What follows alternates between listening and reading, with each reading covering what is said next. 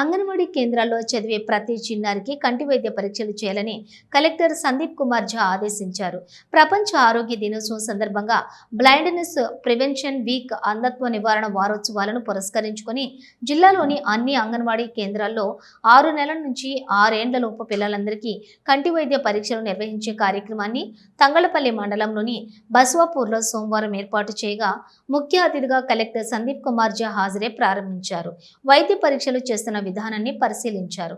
అనంతరం కలెక్టర్ మాట్లాడుతూ ప్రభుత్వ ఆదేశాల మేరకు జిల్లాలోని అన్ని అంగన్వాడీ కేంద్రాల్లోని విద్యార్థులకు ప్రణాళిక ప్రకారం కంటి వైద్య పరీక్షలు నిర్వహించాలని ఆదేశించారు. ఏమైనా లోటుపాట్లు గుర్తించిన పిల్లలకు మందులు అందచేయాలని సూచించారు. ఎక్కువగా ఇబ్బంది పడే విద్యార్థులకు ప్రభుత్వ దవాఖానాల్లోనే వైద్యం అందించాలని తెలిపారు.